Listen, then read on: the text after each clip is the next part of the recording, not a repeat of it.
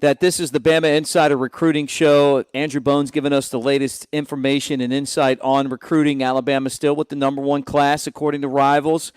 Where does this leave Alabama when it comes to spots available, and where do they go now that they've added another defensive back? Yeah, I talked about this today on Bama Insider, just in terms of the overall numbers. I think the overall numbers, nobody really knows for sure how many spots are left because you can play around with the numbers a little bit. You can kind of figure some things out. Alabama's always trying to nitpick and try to figure it all out towards the end. But everybody keeps saying, oh, there's only 2 spots left. There's only 3 spots left.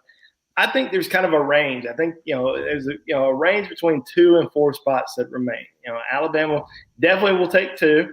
Will they take 3? I think so. Now 4, that's going to be a little bit of a stretch, but there's still so many guys that are out there. They're heavily recruiting. If they can get some of those guys on board, it's going to be hard for them to turn down. You look on the offensive side of the ball. Wide receiver. I mean, Brian Thomas still out there. Still a key target for Alabama. They're still also recruiting Xavier Worthy, Michigan commitment. I don't know if he's going to flip, but I do think that Alabama has a chance. A real strong chance with Brian Thomas. Then the defensive side of the ball. You asked about how many more defensive backs will Alabama take. Alabama has 5 defensive back commitments right now.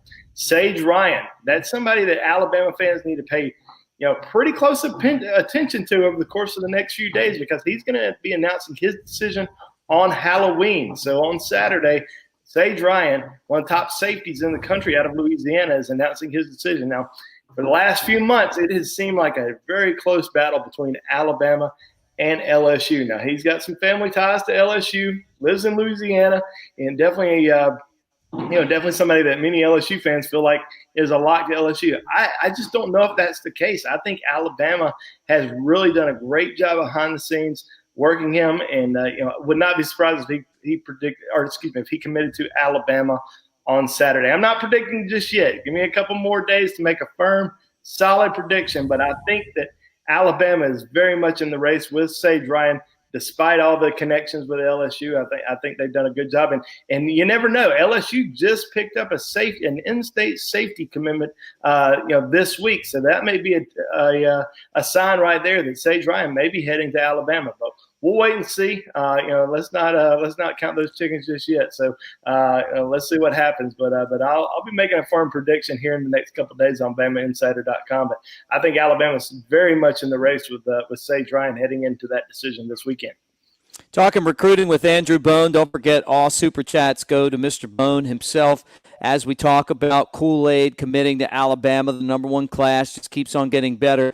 Let's stick with Sage Ryan for a second because there's a lot of smoke that Alabama could possibly get him, which would make this young secondary coming in even better. What are with all these guys that they have coming in the secondary? Would that deter someone from him, like him, from coming, or are there enough spots available to have him and Kool-Aid and the rest of the guys that they would have coming in for that secondary spot? Yeah, sometimes you just don't know. Alabama's always kind of felt like 5, 6 defensive backs in this class was kind of a must. Will it potentially, spurn someone from this class to go somewhere else? We don't know. We don't know if that's going to affect somebody a lot. But Alabama has a great defensive back class right now. Most of the guys are corners. I mean, you have Kyrie Jackson, one of the top junior college cornerbacks in the country, recruited pretty much as a corner. JaQuincy McKinstry recruited as a corner. Devontae Smith, Smitty 2.0 is what I like to call him. He's he's definitely a guy who can play just about any position in the defensive backfield, but recruited mostly as a corner. Kadarius Callaway, 6 foot, about 210 pounds. Now, 210 pounds. A lot of people want to think safety automatically, but this is a 4.50, 40 type guy. I mean, he's a tremendous athlete, can play just about any defensive back position. Kane Williams, another very talented defensive back out of the state of Louisiana. Alabama already has one, really good defensive back from Louisiana. Can they potentially get 2? So we'll see. But Alabama. If Sage Ryan wants to commit to Alabama, Alabama's not going to say no. But we'll see if that may affect somebody else's decision a little bit down the road. But for the most part, these guys are pretty solid commitments. But let's just say if they do get 6 commitments, if they do get Sage Ryan, I think that does really affect what potentially may happen with Terrion Arnold. Terrion Arnold has been one of Alabama's top targets for a very long time out of Tallahassee. Alabama gets 6 defensive back commitments. I just don't know if Terrion Arnold's going to end up at Alabama. I think he'll probably end up going somewhere else. So what has Carl Scott done to have a recruiting class like this? Obviously, Alabama's corner coach. Well, I think he's one of the best recruiters in the country. I think the relationships that he builds with recruits.